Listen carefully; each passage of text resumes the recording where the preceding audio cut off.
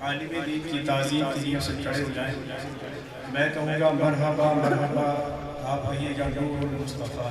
مرحبا مرحبا مرحبا مرحبا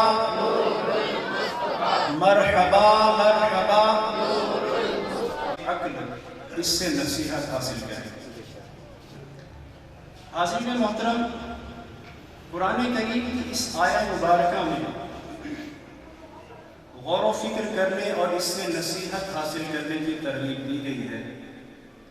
اس آیہ مبارکہ میں تدبر اور تذکر، یہ دو الفاظ کا ذکر ہوا. تدبر کا معنی یہ ہے کہ قرآن مجید کی آیات میں غور و فکر کیا جائے اور ان آیات سے عقائد اور احکام شرعیہ کی جو ہدایت حاصل ہو اس پر عمل کیا جائے. تدبر کا دوسرا معنی مفسرین نے یہ کیا کہ کسی چیز کے نتیجہ اور انجام پر نظر رکھنا. یہ تدبر کا دوسرا معنی مفسرین نے کیا. اب تفکر کا معنی محدثین اور مفسرین نے یہ فرمایا کہ الفاظ کے مطلوبہ معانی میں ذہن کو متوجہ کرنا، یعنی اللہ تبارک و تعالیٰ نے جو آیت نازل فرمائی ہے اس کے الفاظ میں غوطہ زنی کرنا کہ کیا اللہ تعالیٰ نے اس آیت کا معنی بیان فرمایا ہے. اس کو صاحبان عقل کے ساتھ اللہ تبارک و تعالیٰ نے مخصوص کیا، کیونکہ تذکر کا تعلق عقل کے ساتھ ہے اور کسی چیز سے نصیحت اس وقت حاصل کی جاتی ہے کہ جب دل میں اللہ تعالیٰ کا ڈر اور خوف پیدا ہوتا ہے. اور یہ چیز صاحبان عقل کے ساتھ مخصوص ہے، یعنی اکابر علماء کے ساتھ. یہ بھی کہا گیا ہے کہ جب دل پر معصیت کے حجابات چھا جاتے ہیں، یعنی گناہوں کے پردے چھا جاتے ہیں، تو اس وقت تفکر کی ضرورت ہوتی ہے. قرآن کے معنی پر غور و فکر نہ کرنا اور اس پر عمل نہ کرنا اللہ تعالیٰ کے کلام کی ناقدری ہے. حاضرین محترم، آج کل لوگ قرآن مجید کی تلاوت تو کرتے ہیں لیکن اس کے معانی میں غور و فکر نہیں کرتے. جب معانی میں غور و فکر نہیں کریں گے تو اس سے نصیحت کیسے حاصل کریں گے؟ ہمارا حال یہ ہے کہ ہمارے پاس اگر عربی زبان میں کسی کمپنی سے خط آیا ہے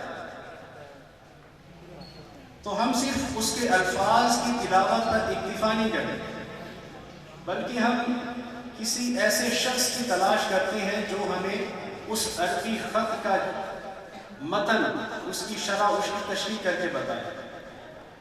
تو جب تک ہمیں اس کے معنی معلوم نہ ہو جائے اس وقت تک ہمیں چین نہیں آتا، قرار نہیں آتا. تو ہم قرآن مجید کے صرف الفاظ کی تلاوت کر کے اس کے معنی سمجھے بغیر کیوں مطمئن ہو جاتے ہیں؟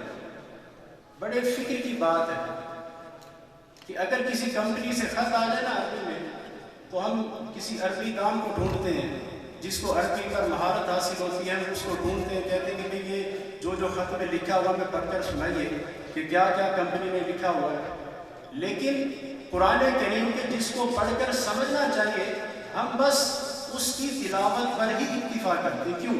یہ سوال ہے اور بڑا فکر انگیز سوال ہے جو قرآن کریم نے ہم سے کیا کہ کیوں ہم اس کی تلاوت پر اکتفا کرتے ہیں.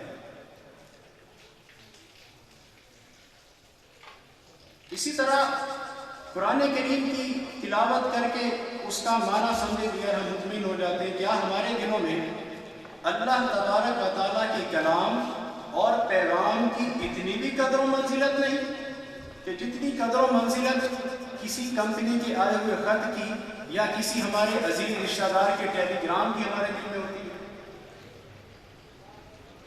اسی طرح جب ہم بیمار پڑ جاتے ہیں تو کسی ماہر ڈاکٹر کے پاس جاتے ہیں، وہ ہمیں چند دوائیں لکھ کر دیتا ہے، ہم اس کی ہدایت کے مطابق दवाओं को खरीद कर इस्तेमाल करते हैं। पहले तो हम जो नुस्खा डॉक्टर ने लिखा होता है उसकी तिलावत करते हैं, उसको याद करते हैं कि फलां फलां नुस्खा डॉक्टर ने लिखा है तो मैं इसको याद करूँ, कहीं मैं भूल ना जाऊँ। फिर उस नुस्खे को हम खरीदते हैं, खरीद कर उसको हम उसकी हिदायत के मुताबिक खाते हैं, और जिस जिस चीज़ का उसने परहेज़ हमें बताया होता है हम उस चीज़ से परहेज़ करते हैं। किस लिए करते हैं? ताकि हमें शिफा हासिल हो। तो जब डॉक्टर की बताई हुई हिदायत के मुताबिक हम उस नुस्खे पर अमल करते हैं तो हमें उससे शिफा हासिल होती है। बल्कि डॉक्टर की लिखी हुई दवाओं को खरीद कर खाते हैं, उसकी हिदायत के मुताबिक परहेज़ भी करते हैं, और जितनी बार दवा खाने की उसने हमें हिदायत की होती है उतनी बार हम दवा खाते हैं। तो जाहिर है हम सिर्फ उस नुस्खा की तिलावत करके उस पर इक्तिफा नहीं करते, बल्कि उस नुस्खा का मतलब समझ कर उस पर अमल करते हैं। सो जिस तरह हमारी जिस्मानी बीमारी के लिए दुनियावी डॉक्टर के नुस्खे को हम अमल दरामद करके इस्तेमाल करते हैं, तंदुरुस्त हो जाते हैं, तो इसी तरह खालिक़े कायनात और हकीम मुतलक अज़्ज़ा व जल ने हमारी रूहानी बीमारियों और दायमी फलाह के लिए हमें कुरान मजीद की सूरत में एक नुस्खा अता फरमाया। तो हम इसके मानी और मतालिब में गौर और फिक्र करके उस नुस्खा पर अमल क्यों नहीं करते? इसकी तिलावत और तनावत क्यों कर लेते हैं? क्या हमारे दिलों में हकीम मुतलक अज़्ज़ा व जल के कलाम की इतनी भी वक़्त नहीं कि जितनी डॉक्टर के नुस्खे की वक़्त हमारे दिलों में होती है? अल्लाह तबारक व तआला सूरह अनआम की आयत नंबर 91 में इरशाद फरमाता है, मा क़दरुल्लाह हक़्क़ क़द्रिही,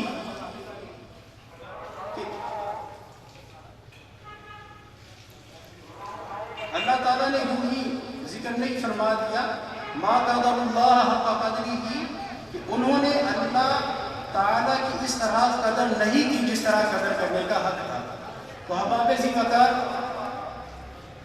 इस आया मुबारका से ये ज़ाहिर होता है कि हमें कुरान करीम के अल्फाज पर तदब्बुर भी करना है और तफक्कुर भी करना है, यानी गौर व फिक्र भी करना है और नसीहत भी हासिल करनी है। अल्लाह ताला मुझे और आपको कुरान करीम की तिलावत करके उसको समझ कर उस पर अमल करने की तौफीक अता फरमाए इंशाअल्लाह।